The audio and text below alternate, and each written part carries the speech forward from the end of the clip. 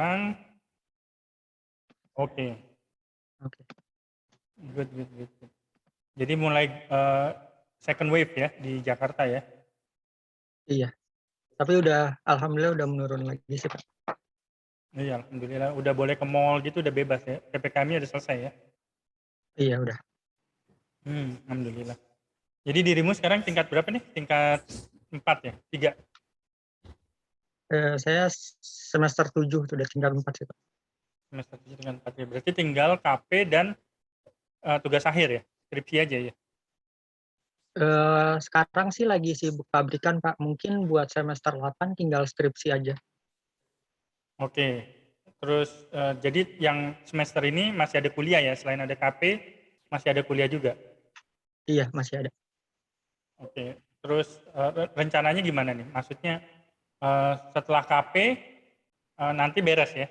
Setelah KP tinggal tugas akhir ya, semester akhirnya ya? Iya, semester akhirnya tugas akhir. Jadi Yang iya, nggak, jadi KP-nya kan kalau KP biasanya zaman aku dulu bisa lama tuh 3 bulan, mhm 4 mhm bulan gitu, dan kita paling seneng tuh dulu waktu KP. Karena biasanya kalau kerja di perusahaan selain bisa jalan-jalan ya, keluar dari mhm, rutinitas kampus, dapat duit juga biasanya dari tempat KP-nya. iya, heeh. Soalnya mulai dibuka KP di UI itu sebenarnya pas liburan semester lalu, Pak. Jadi sekitar 3 bulan yang lalu. Nah, dari 3 bulan itu kita sama teman-teman tuh agak kesulitan untuk dapat tempat KP, soalnya Iya. kebanyakan perusahaan inginnya, offline, sedangkan pemerintah belum boleh untuk, ada, eee eee, anak magang gitulah, Iya, istilahnya kalau buat offline. Jadi resikonya masih beberapa teman kita juga iya, teman kita juga rata-rata online gitu dan itu sulit didapat. Dan alhamdulillah, saya dapat dari IATMI ini bisa online juga. iya, alhamdulillah, dan menurut saya sih termasuk yang perlu disyukuri itu benar-benar, karena nggak mudah juga untuk dapat kesempatan kayak gini ya. Di Iya samping di samping fleksibel ya kan, waktunya fleksibel, kemudian juga exposure-nya lumayan karena kedepannya itu nggak cuman ilmunya doang, tapi lebih ke network-nya juga. Ya kan, jadi sesama siapa yang nyangka kan kalau sesama anak 252 bisa ketemu di sini gitu kan. iya, Iya, gitu. Nah, mungkin mungkin kesempatan ini jangan disia-siakan. Jadi kamu harus lebih banyak bertanya, lebih banyak menggali gitu ya. Nanti saya mencoba memposisikan diri kamu tuh sebagai yang aktif, saya yang pasif gitu loh. Jadi nanti kalau oke. kamu banyak bertanya, nanti kita coba banyak bedah kasus gitu ya, diskusi. Tapi kalau kamu mau sekedar yang penting lulus aja Pak, KP-nya ya oke-oke juga gitu. Iya, Ya. Pak. Tapi saya terus terang punya ekspektasi begini, di akhir KP ini, kamu harus punya produk yang paling bagus lah di antara mahasiswa-mahasiswa lainnya. Jadi kamu harus Oke bisa, paling enggak kalau dari saya sih harapannya, nanti kamu punya satu materi presentasi, ya slide presentasi gitu, yang nggak usah banyak-banyak, mungkin nanti 10 slide aja, tapi berbobot sekali gitu ya. Nanti kita bahas per slide-nya itu, kita akan diskusikan apa gitu, dan nanti saya akan coba cari kesempatan supaya kamu presentasi gitu loh. Jadi kamu harus presentasikan hasil 1 bulan ini diskusi dengan dengan mentornya ya. oke Gitu. Jadi nanti kalau bisa nanti ada panelis yang lainnya, teman-teman pembimbing yang lainnya, walaupun buat mahasiswa lainnya, dan kalau bisa di mahasiswa lainnya dan pembimbingmu di UI ya, oke. gitu. Jadi makanya nanti kita sama-sama desain materi presentasinya seperti apa. Ekspektasiku gitu. Kira-kira menurutmu Oke. gimana?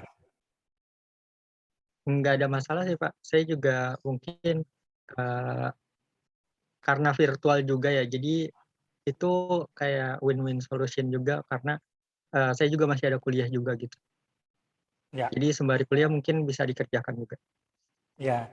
Terus nanti kita coba cari topiknya yang lebih menantang lah. Menurut saya yang dikasih tentang water treatment ya di petrochemical, Mmm, ya itu menantang juga. Cuman nanti kita lihat aplikasinya jangan terlalu ke environmental.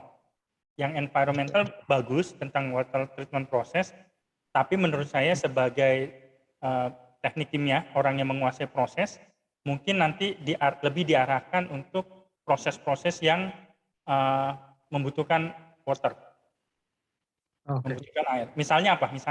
Kebayang nggak kira-kira proses apa yang membutuhkan water di industri? Washing mungkin, Pak. Ya, washing ya, tapi spesifiknya apa? Spesifiknya nah itu ya, mungkin ini nanti jadi bahan diskusi ya buat kita ke depannya apa. Tapi yang jelas salah satunya itu di industri kimia, air itu kan sangat-sangat dibutuhkan ya. Yang paling utama itu, yang paling ribet juga menurut saya, dibutuhkan untuk bikin steam. Proses untuk mengolah air jadi demin water, boiler feed water, kemudian dibakar di boiler jadi steam. Nah, ini proses yang luar biasa menarik gitu. Menghitung saturated steam, superheated steam, ya, yang itu. Nah, cuma nanti saya juga mau ajak diskusi bagaimana tidak sekedar di steamnya aja, tidak berhenti di steam. Tapi steam itu buat apa sih gitu di industri itu? Kira-kira gitu. Kira-kira gitu. Nah, cuman balik lagi ke diskusi yang awal lagi, mungkin saat ini kita desain dulu kira-kira dalam waktu 1 bulan ke depan nanti mau apa aja gitu ya. Oke. Kalau boleh sih kamu ini deh, share screen, terus kamu bikin di Word atau di Excel atau di apa gitu ya. Mungkin nanti kita kayak bikin time schedule gitu, gimana menurutmu? Oh boleh, Pak. Jadi nanti Saya kan buat sekarang coba. ya, sambil kita buat bareng-bareng di situ. Terus bahasa Inggrismu gimana? Bagus nggak bahasa Inggrismu? Biasa aja sih, Pak. Cuma kalau buat ngomong masih agak kurang sih. TOEFL-mu berapa Kalau TOEFL? untuk apa? TOEFL. TOEFL nanti saya lihat lagi deh, Pak. Oh. Ya, kenapa aku tanya begitu? Karena tadinya saya ingin ngundang teman-teman di perusahaan ya, teman kerja, yang orang Saudi, yang orang bule gitu ya. Paling nggak untuk bisa begini nih ketemu. Jadi ceritanya ketemu sama rekan kerja gitu, rekan kerja dari negara lain gitu. Nah, nanti itu menarik sih. Kalau kamu confidence, nanti aku cariin ininya, teman-teman yang mau diajak diskusi gini. Oke, baik. Atau bahasa Arab mungkin. Bahasa Arabnya bagus nggak? Waduh, belum pernah belajar, Pak. Bahasa Arab ini aja dulu pas SD.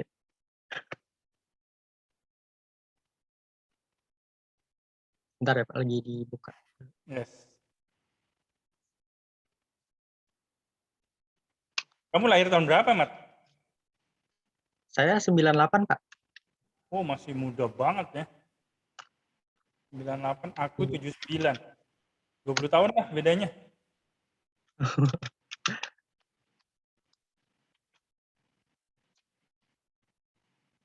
Saya Ya, izin share screen ya. SMP-nya di 252 juga.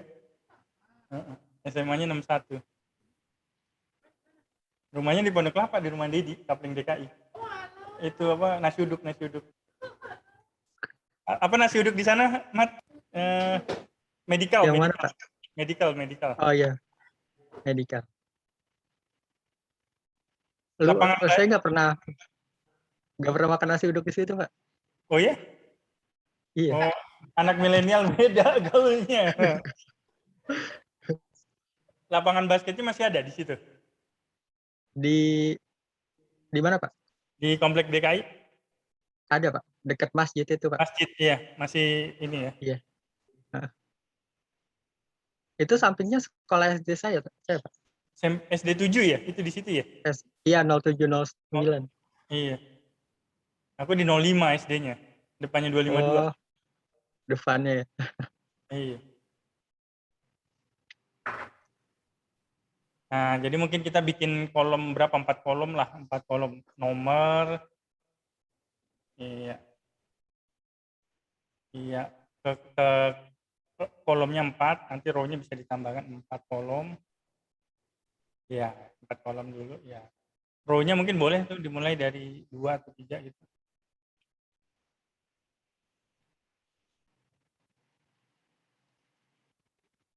Ya.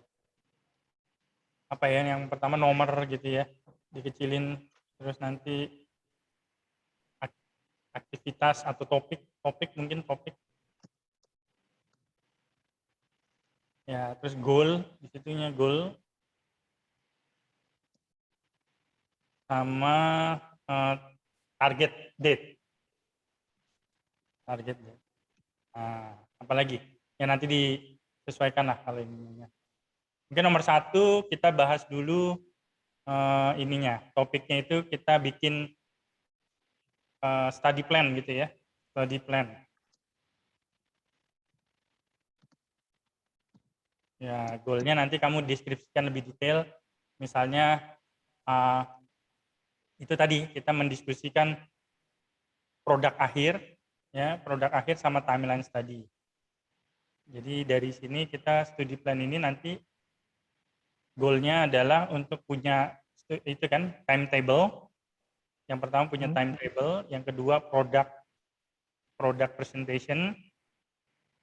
Berarti Yang ini tulis gitu ya Pak, timetable. ya timetable, punya timetable. Nah, nanti kamu tugasnya berarti yang pertama merapikan timetable-nya ini ya, setelah kita diskusikan ini timetable, terus kemudian schedule, discussion schedule,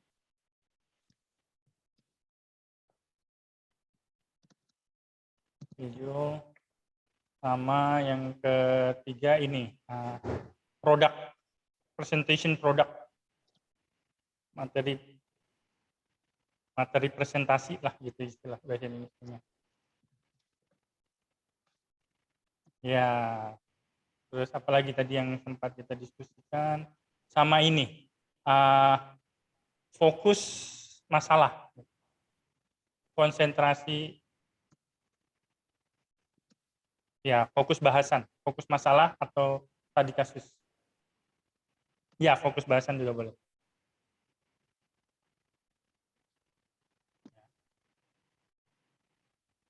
Nah, ini target date-nya mungkin nanti sampai akhir minggu ini udah selesai lah. Akhir minggu ini tanggal berapa ya?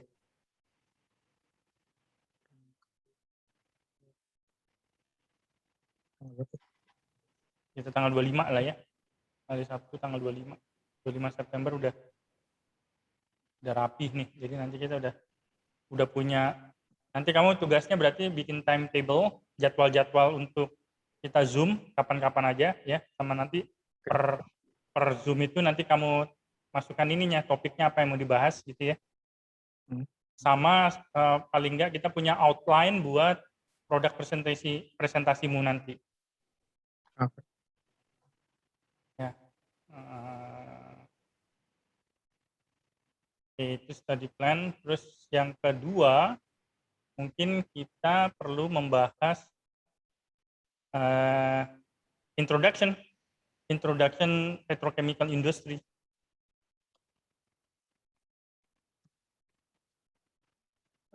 Ini presentasinya bakal kayak kemarin lagi Pak, kayak dikumpulin satu mahasiswa Ya, KPI-nya lagi. ya persiapannya begitu. Nanti saya coba diskusikan Okay. sama Dr. Ardian sama teman-teman yang lain ya. Kalau saya harapannya begitu. Kalau artinya gini, ketika kita melakukan sesuatu, kita tuh akan ada pencapaian yang harus kita banggakan kan. Kayak misalnya nanti ketika kalian maju ke skripsi, ujian sidang, tugas akhir. Nah, insya Allah itu harus menjadi momen yang paling kamu tunggu-tunggu, jangan momen yang paling kamu takuti. Karena kamu udah belajar 4 tahun di teknik kimia, gongnya itu adalah mempresentasikan bahwa ini loh hasil belajar gue gitu. Jadi jangan sampai jadi beban. Yang kayak gini juga ini harus menjadi produk akhir yang kamu banggakan. Aku udah capek loh dengan mentor dari Saudi. Ini loh hasilnya. Nah, kamu dengan bangga bisa cerita nanti ke teman-teman atau ke dosen pembimbing yang lain. Harapanku sih gitu. Jadi jangan sampai jadi beban, tapi harus jadi motivasi lah sebagai pemicu ya istilahnya. Ya, introduction itu pertama ini petrochemical industry.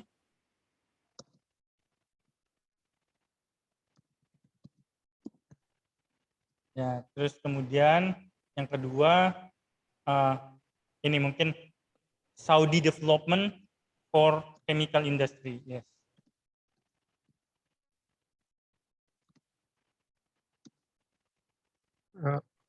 Maaf Pak, apa tadi? For chemical industry atau for petrochemical industry boleh. Chemical. Industri kimia ya.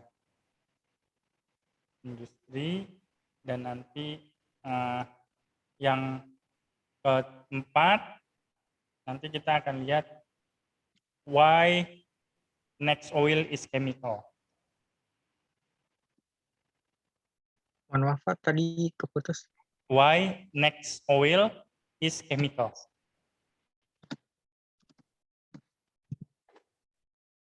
Ya, mungkin malah ini jadi nomor 1 nih, why next oil is chemical. Ini jadi topiknya di bagian introduction ini kali ya.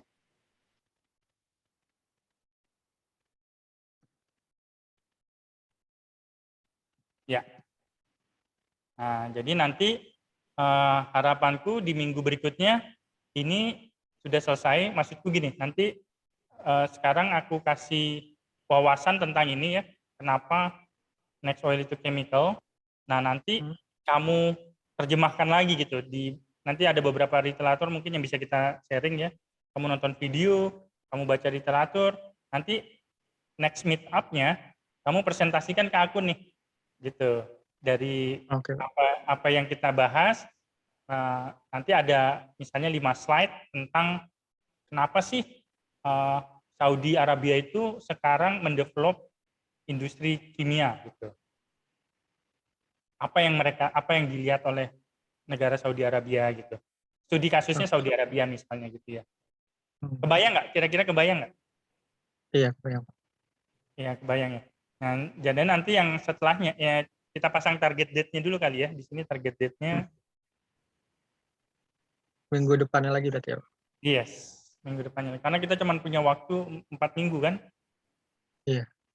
Nah, jadi nanti selama kamu posisinya ngedesain slide itu, nanti kamu kalau butuh bantuanku tinggal kontak-kontakan aja, kita diskusi kayak gini lagi.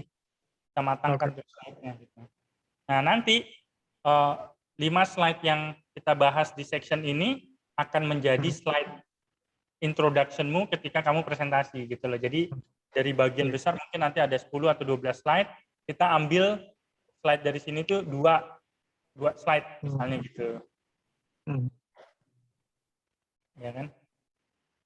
Tanggal berapa tuh? Tanggal berikutnya berarti tanggal 2 Oktober ya? Iya, Dok.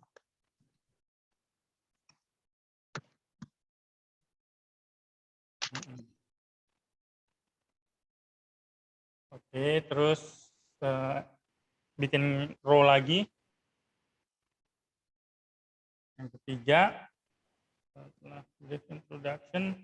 Nah, ini kan sekarang kalau kita ngelihat dari atas nih, kita masih bicara tentang industri petrochemicalnya gitu ya, industri petrochemicalnya. Nanti di industri petrochemicalnya kita kerucutkan lagi nih, misalnya, nah nanti gini, setelah kamu baca itu kamu tertarik di topik apa gitu, di industri petrochemical industri itu. Tapi sekarang sambil kamu baca, kita masukkan aja energy management di petrochemical industry, energy management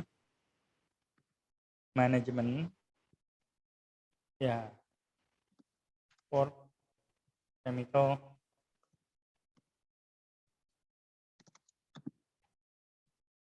industry.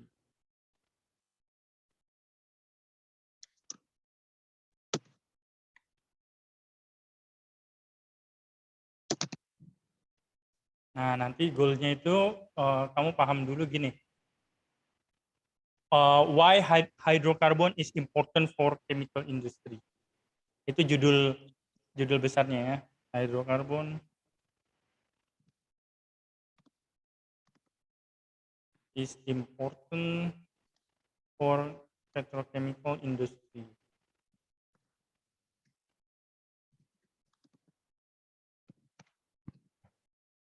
Yes. Nah, nanti topiknya di bawah bisa bicara tentang feedstock di bawah itu ya.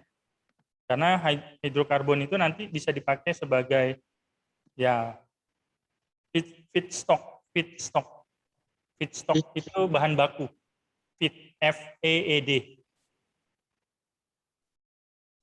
Feed umpan. Oh, Ya, gak kedengeran, Pak. ya feedstock. Uh, feedstock dan utility. Feedstock efisiensi. Feedstock efisiensi. Ya, digabung aja feedstock efisiensi satu topik. Nanti kita bahas juga hydrocarbon for utility. Nah, baru di sini nanti kita akan paham nih kenapa ada hidrokarbon yang kita bakar. Padahal hidrokarbon itu kan feedstock ya, bahan baku. Kenapa kita bakar gitu. Nah, baru nanti water and steam requirement. Di bawahnya water and steam requirement.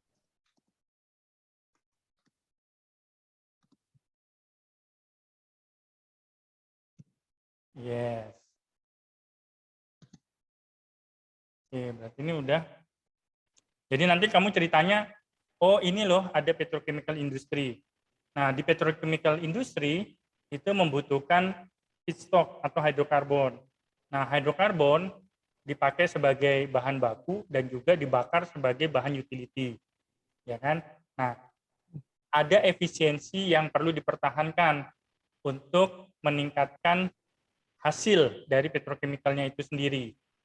Nah, semakin banyak hidrokarbon yang dipakai untuk feedstock, maka akan semakin efisien pabriknya. Tuh. Ya kan? Nah, nanti baru setelah itu gimana sih caranya? Yang keempat itu baru ya steam to power opportunity.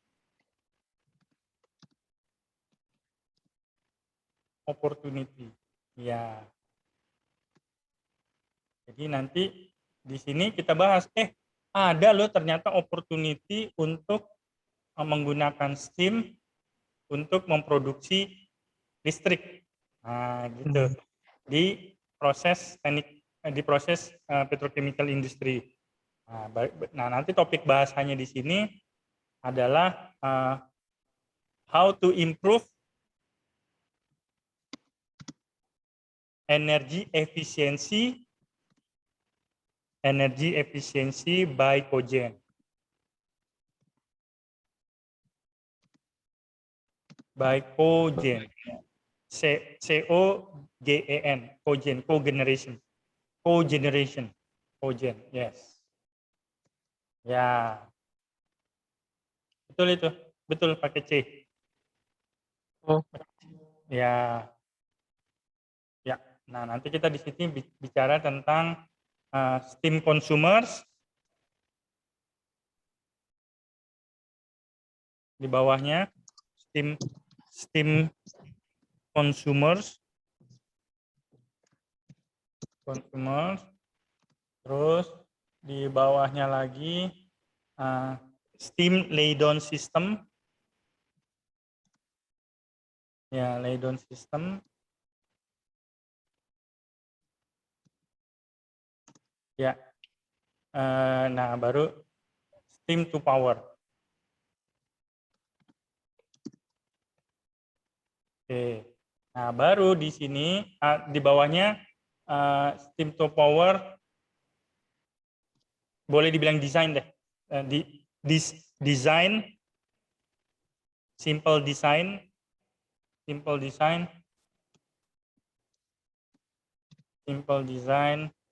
for cogen. Oke, baru nanti yang kelima yang kelima aja di box berikutnya, di row berikutnya, baru economic analysis.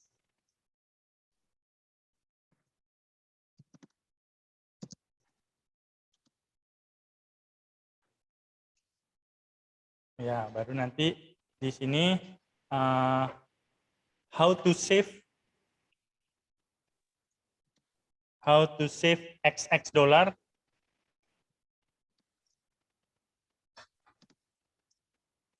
from by improving atau by improving steam efficiency.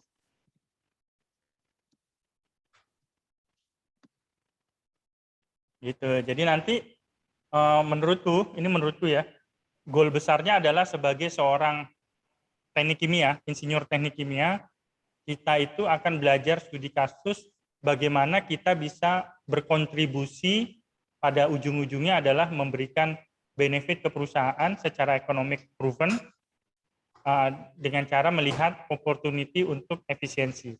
Nah, opportunity untuk efisiensinya kita fokuskan di steam karena topikmu kan yang berhubungan dengan air ya, water.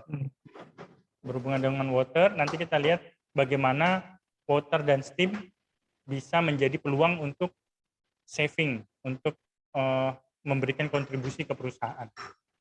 Nah, kita isi deh timeline-nya nih, kita isi timeline-nya. Berarti ini ya minggu berikutnya.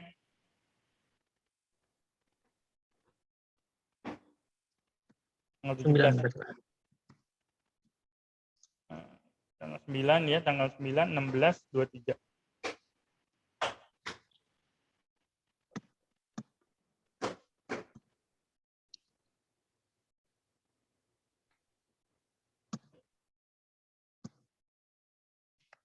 Ya, baru di yang keenamnya komprehensif. Jadi kita nanti udah di minggu keenam itu komprehensif analisis. Nah, ini nanti kita bicara tentang ini, kita siapin slide aja, kita fokus untuk merangkum hasil kerja kamu ini jadi satu presentasi gitu ya. Jadi goalnya ini PowerPoint. Ya, PowerPoint presentation.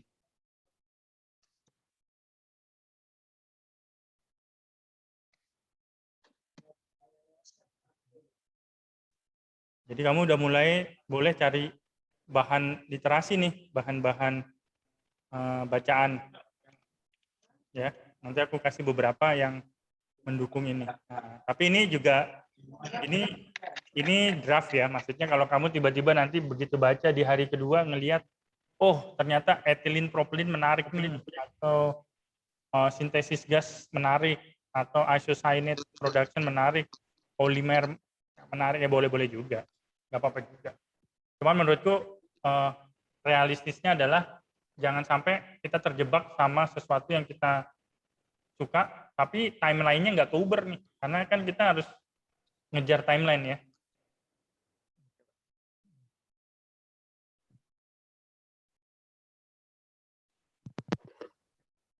Baik, Pak.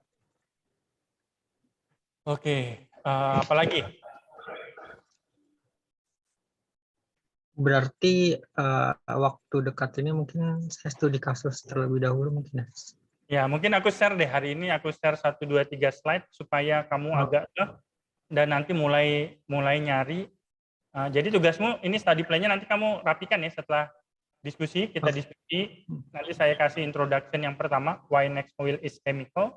Nah, nanti kamu kembangkan nih ininya nih. Jadi di minggu ini kamu mau bahas apa aja? Ini kan kita bikin milestone mingguan ya.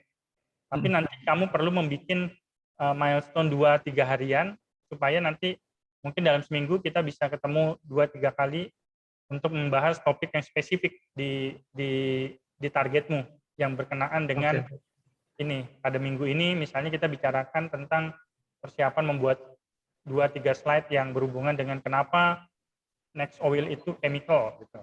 Nah itu nanti perlu juga diskusi agak lumayan kan, dan garis besarnya.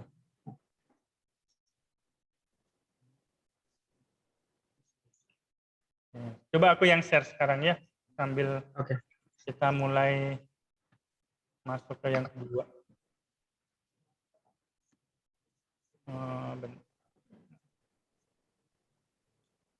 Share screen.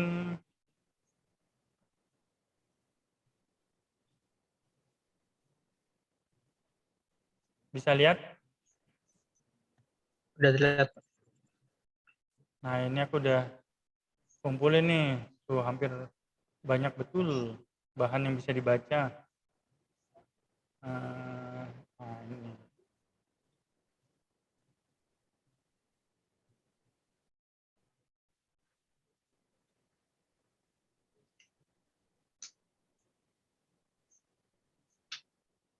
Nah jadi gambar di belakang ini tipikal plant di refinery dan di chemical industry.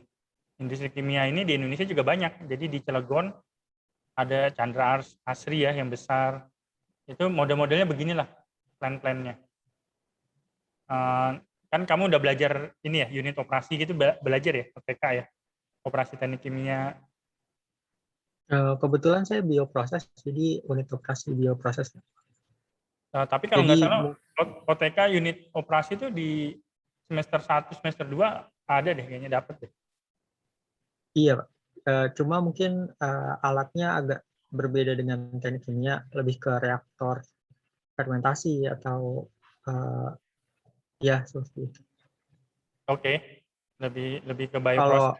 iya, kalau lebih misalkan teknik kimia mungkin pakai steam panas yang lebih ekstrim atau cooling yang lebih ekstrim. Cuma kalau di bioproses nggak begitu karena pakai mikroba juga gitu.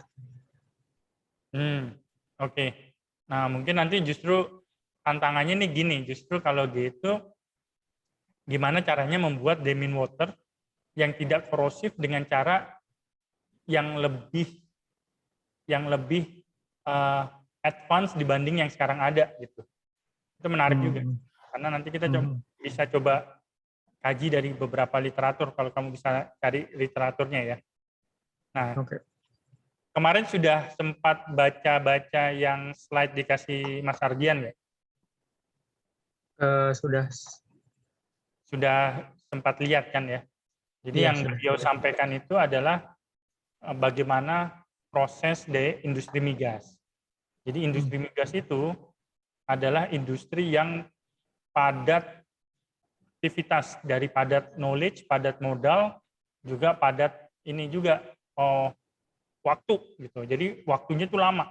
Kalau kita misalnya mau punya pabrik bikin batu bata misalnya kan, mungkin setahun 2 tahun sudah bisa produksi nih batu bata. Nah, tapi kalau perusahaan migas itu perlu waktu tahunan. Jadi untuk bisa dapetin minyak dan gas bumi dari perut bumi itu perlu beberapa ahli yang bekerja di depan. Di depan tuh maksudnya gini, harus melakukan seismik. Seismik itu seperti ronsen di badan manusia gitu. Ya kan, kalau manusia badannya di ronsen supaya bisa ngeliat tulang, liver, lambungnya ada di mana. Tapi kalau di perut bumi karena perutnya besar gitu ya, yang dilakukan tuh seismik. Seismik itu memberikan getaran dan menerima getarannya kembali. Dibom, jadi ibaratnya dibom. Dibom dengan getaran tertentu, kemudian nanti kan ada rambatan ke perut bumi ya. Nah, rambatannya itu direkam. Nah, setelah direkam, diinterpolasikan kepada data di atas. Jadi misalnya kalau ada batuan, jadi rekamannya agak gitu ya. Kebayang nggak dirimu? Iya, kebayang, Pak. Nah, nanti coba kita seismic log. Nah, modelnya begini. Nih, zona-zona. Itu ya, Pak, untuk gunung berapi. Bisa untuk gunung berapi. Pokoknya untuk memetakan kondisi di perut bumi menjadi gambar yang bisa diinterpretasikan di, nah ini nih, gambarnya gitu. Jadi aku itu 14 tahun di upstream. Di upstream itu di pengeboran ya, di pengeboran. Aku pernah kerja di platform, pernah kerja di oil field. Jadi memang akrab sekali dengan teman-teman yang melakukan aktivitas kita sebutnya pre-drilling, sebelum di-drill gitu. Melakukan logging ya. Nah ini, jadi ditembakkan sonarnya, getarannya, kemudian dia ditangkap lagi oleh truk atau kapal seismik atau apapun yang ada di permukaan. Nah, jadi gini ya, ketika getaran itu kena kepatahan tertentu di perut bumi, nanti akan memberikan peta yang berbeda juga gitu. Gambarnya berbeda-beda juga. Nah, nanti seorang geologis atau geofisicist itu dia menginterpretasikan data ini. Oh, ternyata di sini ada nih cekungan atau oil yang tertrap misalnya gitu. Oh, berarti harus dibor di kedalaman ini. Targetnya seperti itu. Nah, biasanya orang-orang yang melakukan aktivitas seismik dan pengeboran itu adalah orang-orang yang lulusan teknik perminyakan. Teknik perminyakan, teknik geologi, teknik geofisika. Nah, mereka lah yang melakukan interpretasi data atau melakukan preaktivitas sebelum minyaknya diangkat ke atas, ya, di drilling. Nanti setelah ketemu titiknya, itu dilakukan drilling, dilakukan pengeboran. Nah, biasanya orang-orang yang di pengeboran itu udah gabungan tuh. Ada teknik mesinnya, ada teknik perminyakannya juga, ada teknik kimianya. Teknik kimia itu biasanya mud engineer ya, engineer lumpur. Jadi untuk untuk meramu lumpurnya yang paling pas dalam aktivitas pengeboran itu juga perlu skill sendiri. Itu menarik juga untuk dijadikan topik bahasan yang khusus ya. Jadi teknik kimia memang luas juga. Nah, setelah dibor, itu minyaknya kan dibawa ke atas ya. Dibawa ke atas melalui pompa atau sumur. Ya bisa sumur yang natural kalau pressure yang dari dalam perut buminya itu gede, atau dengan menggunakan pompa. Kamu tahu pompa dragon nggak? Pompa air yang pompa dragon air gitu. Nah, yang kayak gini nih. Oh, tahu, Pak. Nah, ini kan fungsinya mengambil air dari dalam tanah ya ke permukaan ya. Jadi kalau di pompa itu dibuka, ada katup tubingnya yang terekspansi, vakum sehingga menarik air yang ada di bawah masuk ke tubingnya, ya kan? Nah, nanti keluar ke atas gitu. Prinsipnya sama. Jadi kalau di perminyakan itu, kalau di darat ada yang namanya pompa angguk atau pumping unit. Nah, ini pumping unitnya di perminyakan ini di Duri Field, di Rokan Block yang kemarin baru ke Pertamina. Ini hampir semuanya pakai kayak gini, pompa angguk ini. Nah, mungkin nanti kamu seminggu ini bisa cari tahu nih literasi untuk melihat bagaimana pompa angguk itu bekerja, cara kerja pompa angguk itu gimana. Nah, dulu waktu aku baru pertama kali kerja, inilah kerjaanku. Jadi production engineer untuk ini fasilitas pompa angguk ini, fasilitas produksi, kita sebutnya pumping unit. Nah, dan ini di Duri, di Riau itu salah satu lapangan minyak terbesar yang menggunakan steam flood. Jadi perut buminya itu kalau kamu bayangin diinjeksikan steam, dipasukkan steam biar panas kan, biar panas. Jadi minyaknya itu agak mencair dan lari ke titik-titik yang dituju, titik-titik pompanya itu.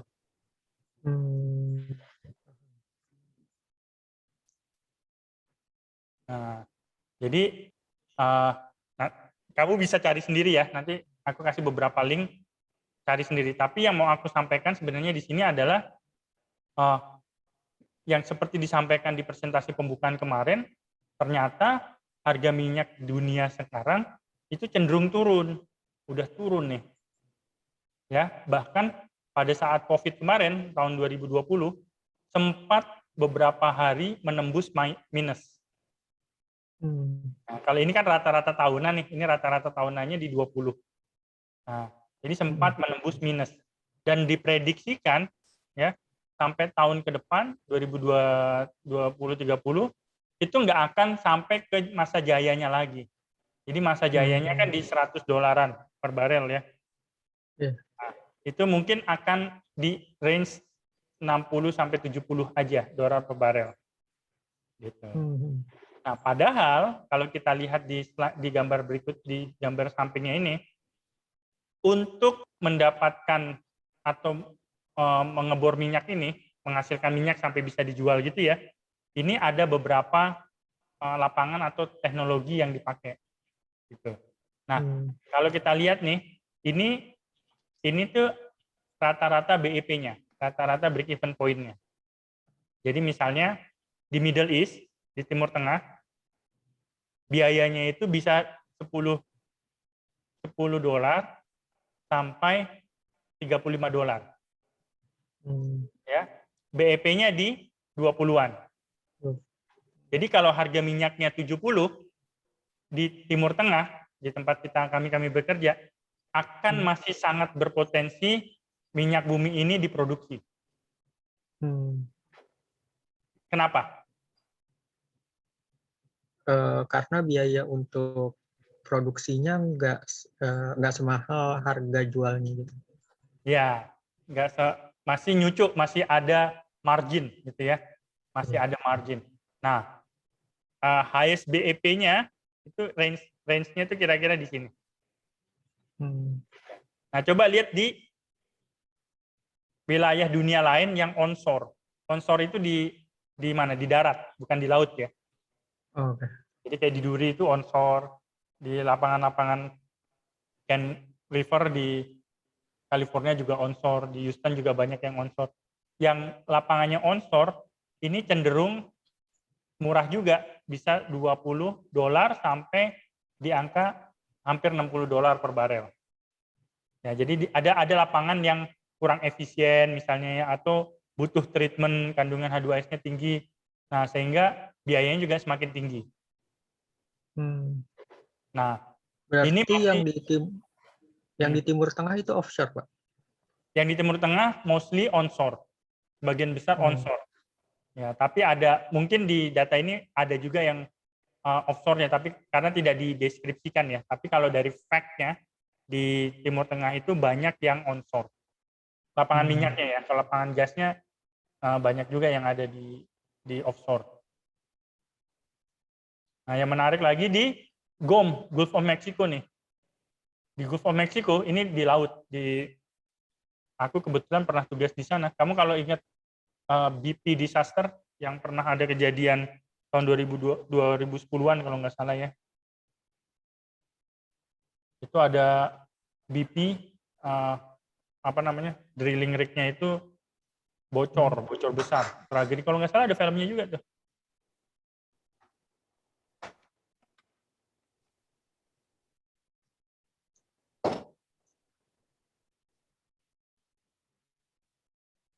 Nah, ini Gulf of Mexico ini isinya lapangan minyak semua nih. Jadi kalau di zoom, ini kotak-kotak nih kayak sawah, dibagi-bagi. Blok A, Blok B, Blok C, ini punyanya Chevron, punyanya Phillips, punyanya Exxon, gitu-gitu dibagi semua. Jadi banyak kapal-kapal elektrik yang ada di sini.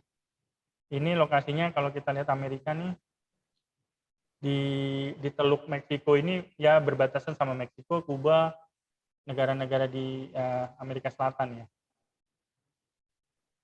Nah, di Houston inilah biasanya tempatnya orang-orang ahli minyak kumpul. Jadi ini base camp-nya, headquarter-nya banyak perusahaan migas itu ada di sini, di Houston ini. Dulu saya pernah di Lafayette, pernah di Covington sini, Lafayette. Jadi dulu saya kalau kerja ke sini tuh jadi dari dia ke Huma, ada kota namanya Huma.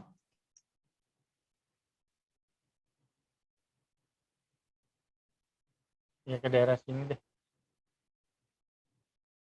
Nanti dari sini naik chopper.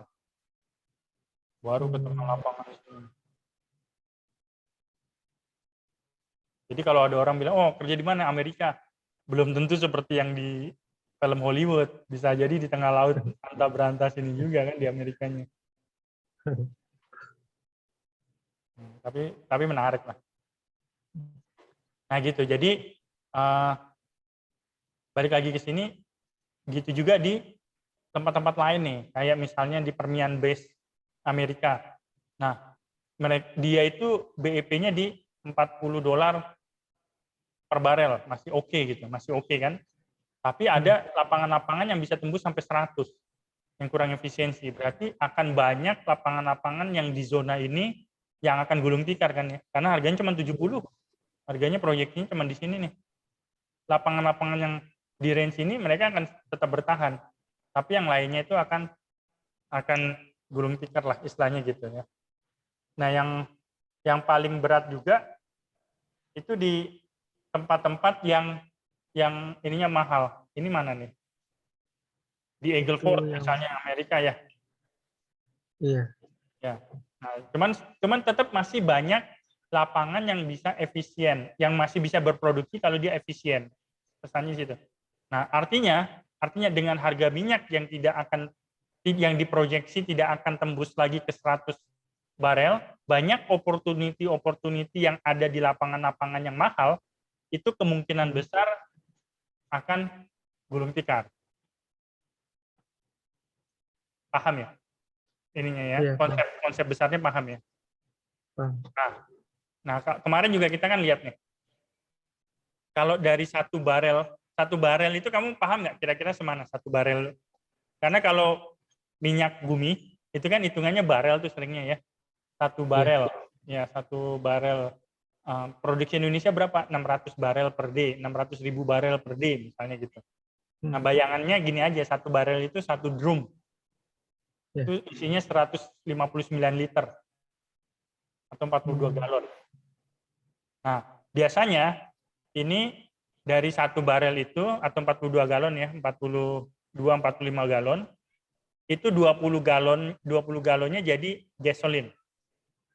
Jadi bensin diproduksi. Jadi kita ngambil minyak mentah per satu barel per 42 galon gitu ya. Itu jadi 20 galonnya itu jadi bensin. Ya. Terus jadi distillate, jadi jet fuel sama jadi produk-produk lainnya. Nah, sekarang kamu bisa lihat nih dengan perkembangan dunia yang kemarin Pak Ardian juga sampaikan akan mulai beralih ke renewable energy. Memang tidak sekarang, tapi di masa depan tergantung dengan government regulation lagi ya. Ini akan terkikis nih. Iya nggak? Kalau nanti udah beralih ke mobil listrik misalnya. Ini hilang nih, ini hilang nih. Ini hilang nih. Iya kan? Ini jadi mengelola migas dengan cara merubahnya menjadi bensin udah tidak menarik lagi sekarang gitu. Kedepannya mungkin tidak semenarik saat-saat ini gitu. Iya nggak? Paham nggak? Iya, Pak. Nah, mungkin nih PR kedua nih dicatat. Coba nanti kamu cari data selama pandemi, ya kan? Berapa penurunan konsumsi gasolin, konsumsi migas untuk transportasi. Nah, itu bisa menjadi benchmark buat proyeksi ke depannya. Karena ketika 2020-2021 ini kan banyak orang yang limited travel, terus mobil-mobil juga banyak yang nggak bergerak, kerja dari rumah gitu ya. Coba nanti kita lihat penetrasinya tuh berapa persen dia hilang. Ya, itu menarik tuh nanti. Ya kan? Nah, arahnya akhirnya apa? Produk-produk dari industri hulunya itu harus berubah fungsi menjadi bahan baku gitu. Jadi daripada jadi bensin yang notabene-nya nanti demand-nya atau kebutuhannya nggak sebesar sekarang lagi, ini harus dialihkan ke yang sekarang masih kecil. Masih kecil. Ini ada propen, harusnya ada propen. Nah, ini nih, masih kecil, masih sekitar 2-4% menjadi propen dan butane. Propen dan butane ini adalah eten, meten, eten, propen, buten ini bisa menjadi bahan baku untuk proses industri kimia berikutnya. Nah, kalau diolah industri kimia ini sebenarnya bisa menjadi plastik, ya, alat-alat kesehatan, menjadi sampo, ya nggak, bisa menjadi macam-macam lah, macam-macam. Ini dari turunannya dari minyak bumi. Kebayang nggak tuh? Minyak bumi itu kan hidrokarbon ya, CH lah, unsur CH. Semakin panjang rantainya, ketika dia dipecah, itu nanti ternyata bisa bermanfaat buat macam-macam. Nah, dan teknologi-teknologi di sini untuk mengembangkan ini juga banyak. Misalnya teknologi polimer, polyurethane, ya kan, terus teknologi isocyanate, itu banyak yang bisa dipelajari. Itu menarik juga, menarik untuk dipelajari. Cuman ya itu balik lagi, waktunya limited kan, waktunya terbatas. Nah, yang dilakukan oleh Saudi sebenarnya dia cerdas gitu. Kerajaan Saudi ini cerdas. Jadi dia melihat bahwa proyeksi ke depan ini akan terjadi. Daripada saya terus daripada saya terus mengekspor minyak ke negara-negara lain gitu ya. Kemarin kan lihat ya, perpindahan minyak dari negara penghasil kemudian ke negara penerimanya gitu ya. Yang chartnya Pak Ardian itu ya. Oh ya. Nah, itu ternyata bisa dilihat bahwa Saudi melihat ada peluang. Ya udahlah, daripada saya ekspor minyak mentah, mendingan minyaknya dikelola di dalam negeri. Olah gitu. Jadi saya ekspornya biji plastik misalnya gitu. Nah, jadi di Saudi itu dikembangkanlah sebuah kompleks industri terbesar di dunia di kota Jubail. Itu merupakan ya tugas ketiga ya, berarti ya. Tugas ketigamu itu menganalisa development Jubail Industrial Complex di Saudi Arabia. Nanti aku kasih bahannya. Jubail. Jubail, Jubail, Jubail. Oh, oke. Jubail itu kota tempatku tinggal. Jadi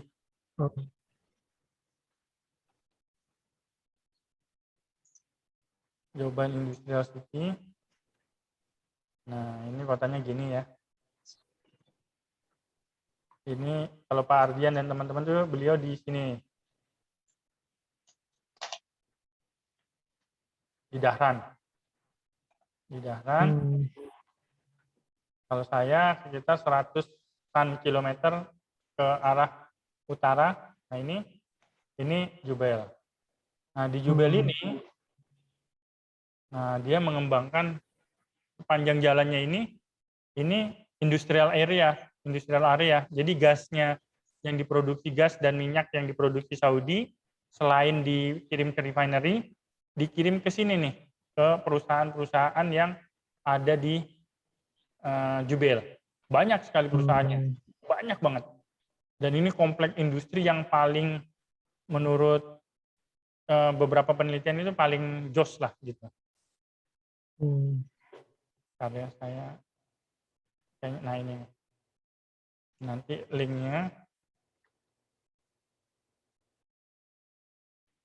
Gimana caranya nge-share linknya di chat? Di chat aja mungkin, Pak. Nah, ini. Oke. Nah, ini ada juga. We can't manage work like this. That's why I use Monday.com. My team uses it to manage projects.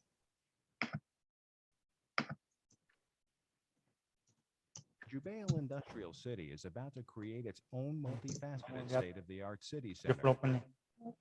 Nah, ini dahsyat nih. Jadi mereka membuat kota baru, ya kan, kota industri yang kelasnya kelas dunia dan sekarang menjadi kota industri terbesar di dunia.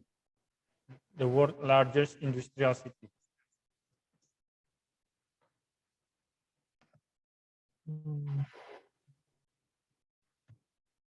Oke.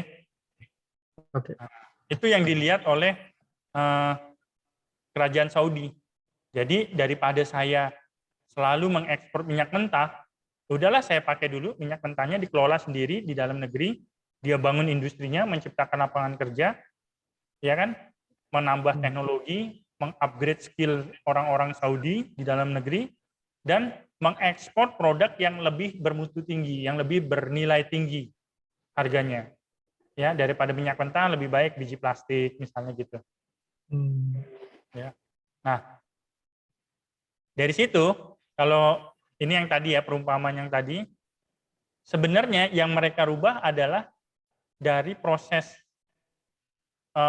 natural gas processing. Natural gas processing ini pengolahan gas alam ya, dan petroleum refinery. Refinery ini seperti di ini Balongan, di Balikpapan, di Pelaju gitu ya. Nah, biasanya kan ini menghasilkan bensin ya. Nah, sekarang dia menghasilkan salah satu stream yang namanya nafta. Nafta ini produk dari boleh dibilang produk tambahan dari proses pembuatan bensin. Nah, naftanya ini dan gas alam, metan dan eten, mostly si eten ya, ini jadi feedstock buat industri kimia. Gitu. Bisa dipakai untuk steam cracker di sini. Di crack lagi. Di steam cracker itu fungsinya memecah rantai hidrokarbon. Jadi kalau eten itu apa? C2H4 ya, C2N plus 2. Jadi apa tuh? 2N, 2, 4, 6 ya. C2H6 dipecah menjadi etilin supaya rantai hidrokarbonnya terpecah gitu. Nah, ini perlu panas, ya kan? Perlu panas. Nah, panasnya itu dihasilkan oleh apa? Steam. Supaya Hot water. panas, kurang panas, jadi dia membakar fuel lagi. Jadi gas alam sebagian gas alam atau gas oil ini dipakai buat pembakaran furnace-nya dia, tungkunya dia, kompornya dia. Jadi kayak dia punya kompor gas, dia memasak minyak, ya, bahan bakar memasaknya itu pakai gas alam juga. Nah, nanti kan furnace-nya panas nih, Karena furnace-nya panas, didinginkan pakai air, ya kan? Dengan air Demin water, didinginkan pakai air. Apa yang terjadi dengan airnya? Jadi panas. Iya, airnya jadi panas, jadi steam. Jadi steam. Iya, panas jadi steam. Nanti steamnya itu diambil dipakai buat muter turbin gitu. Jadi beberapa peralatan di sana prosesnya dipakai lah steamnya itu untuk mutar alat-alat itu. Gitu. Coba nanti kita lihat.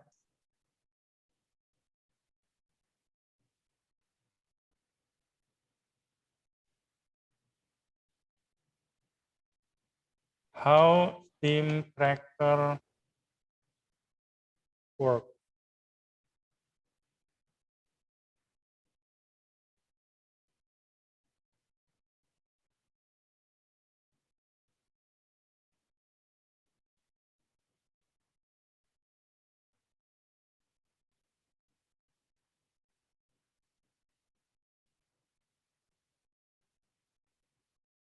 In this video, you will learn about the process of cracking. Nah, ini bagus, ini chemistry-nya bagus. And why it is done. Buat chemistry-nya. From our video on fractional distillation, you should know that crude oil is a mixture of hydrocarbons with different carbon chain lengths. Smaller hydrocarbons have a lower boiling point. Ada yang steam cracker-nya. Saya pengen kamu ngelihat equipment-nya.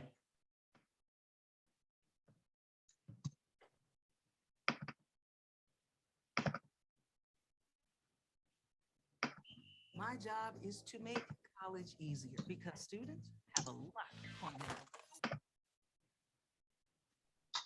Before we continue with catalytic cracking, I want to show you the different.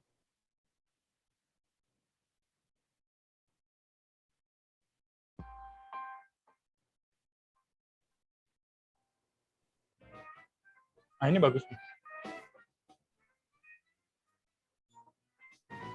Hey guys, welcome to this week's STEAM Culture. Hope you had a very Merry Christmas. We're going to jump in this week and talk about the petrochemical industry, which creates a lot of products used in the plastic industry. Now, a lot of processes are used to create the base materials that plastics and plastic-related materials are made from, and one of them is a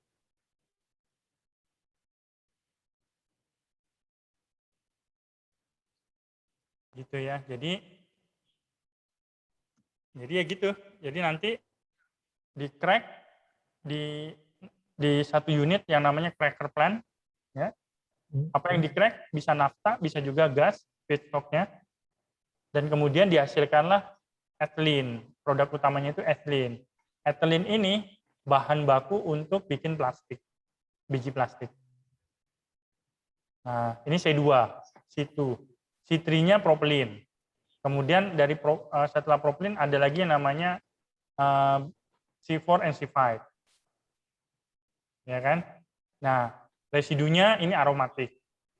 Nah, nanti kalau di proses chemical, nah jadinya kayak gini nih. Nafta, ethane, jadi ethylene, propylene, C4, ya kan? Stream C4, gas atau aromatic concentrate di sini.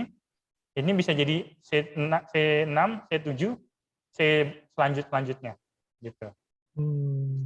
Nah, ini nanti turunannya dari etilen bisa jadi A, B, C, jadi plastik, jadi etil alkohol, jadi macam-macam. Akhirnya ya jadilah buat sepatu, buat handphone, buat sepeda, rubber, macam-macam. Stirin, terus ada yang busa, dashboard mobil, macam-macam gitu. Nah, jadi inilah kenapa di masa depan itu yang namanya oil itu tidak seperti oil yang akan kita kenal lagi. Oil yang kita kenal itu kan berhenti sampai di bensin ya. Minyak bumi, kalau apalagi zamanku ya, minyak bumi dicari buat apa? Sebagian besar untuk jadi bahan bakar, jadi fuel. Gitu. Nah, nanti semakin ke depannya, semakin teknologi berubah juga, semakin oil itu akan dikenal bukan sebagai bahan bakar, tapi sebagai petrochemical produk dari industri kimia. Gitu. Nah, kenapa begitu? Karena pemakaian dari fuel seiring dengan waktu dan regulasi yang sedang gencar-gencarnya ditanamkan, zero emission dan segala macam ya, itu nanti akan beralih dengan energi yang terbarukan, energi yang lebih ramah lingkungan.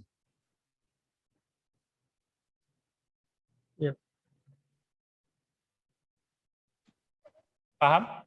Atau ada yang mau ditanyakan nggak? Ada yang mau didiskusikan nggak?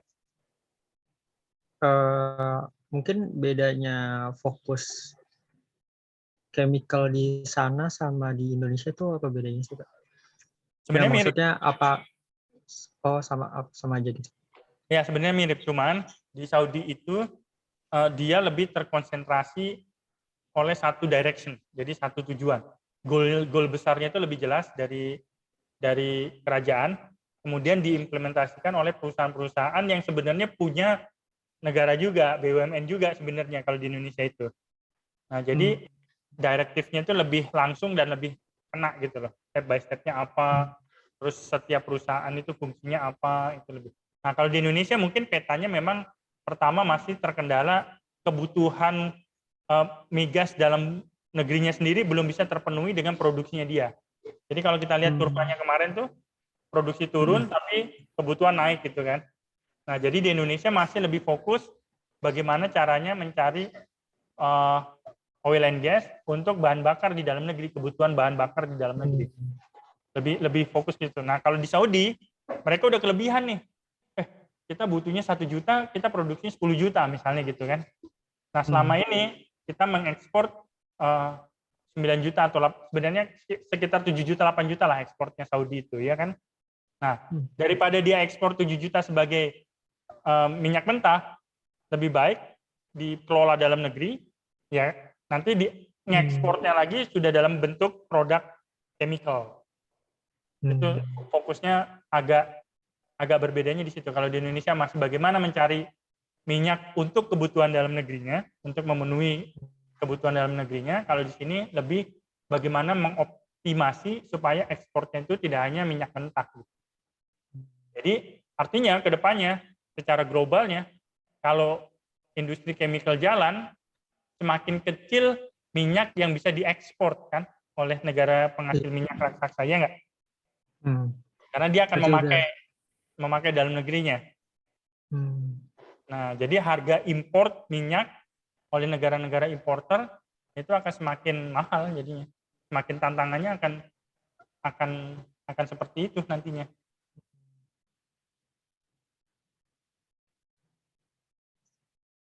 Gitu. Nah, ini aku ada beberapa bahan bacaan ya. Nanti yang paling bagus nih, ini ada yang namanya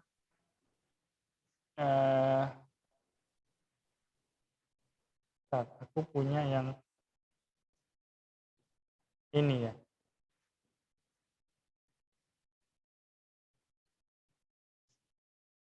Oh, bukan ini.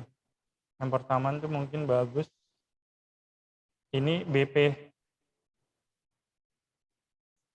Ya, ini bagus juga. Ini nanti kamu bisa lihat nih, apa yang disampaikan di awal nih nyambung dengan report yang dikeluarkan oleh British Petroleum. Ya. Kemudian turun agak sedikit, yang ini kan tentang industri migasnya ya. Nanti turun sedikit adalah outlook tentang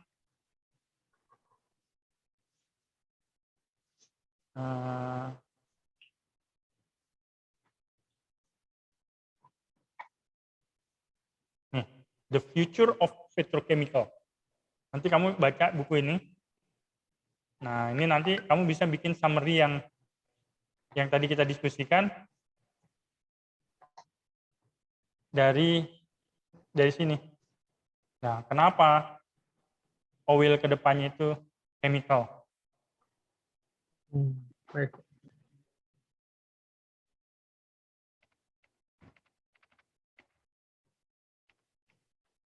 Ya. Gimana kalau mau nge-share dokumen gimana ya? Bisa pakai Zoom juga kan?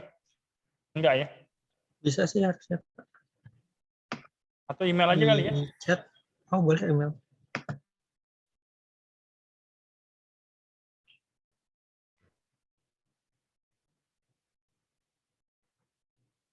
Apa emailmu? Ahmad.Haryanto HRYANTO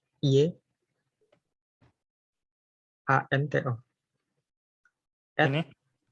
Iya. Haryanto gitu ya? Iya, benar Pak. UI.ac.id. Ya.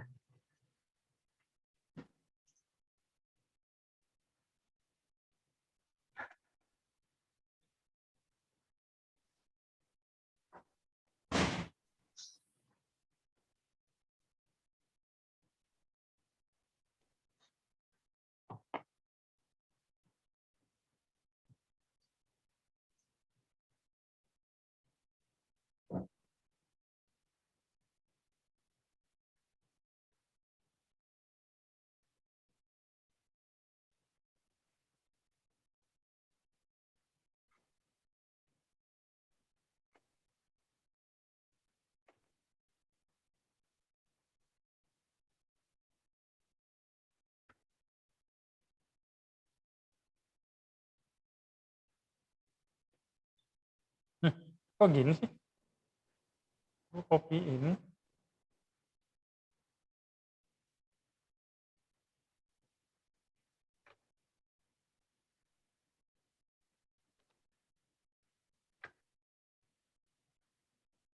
Bisa lah ya. Nanti kamu. Iya, bisa gitu.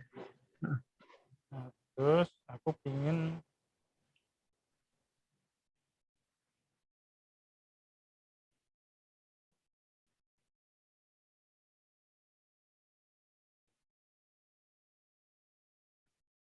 sama kamu sudah harus mulai membaca ini.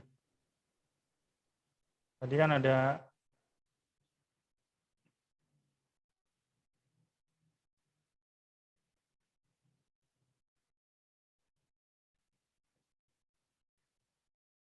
di ini udah.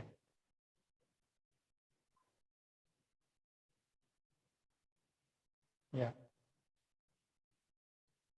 dan video-video yang tadi ya. Baik.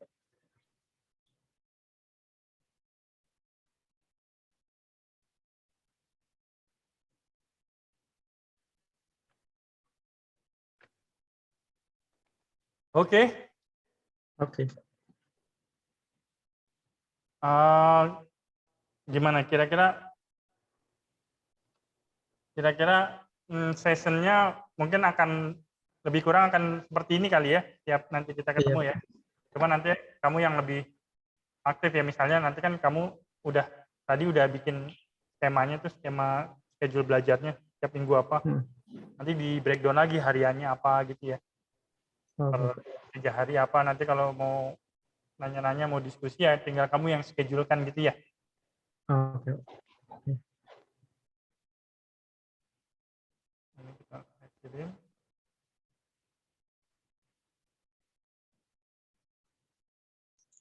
Ada yang mau ditanyakan atau mau didiskusikan lagi? Mungkin cukup dulu kali ya, Pak. Belum ada pertanyaan lagi. Ya, nanti lebih banyak baca literasi dulu kali ya. Oh iya.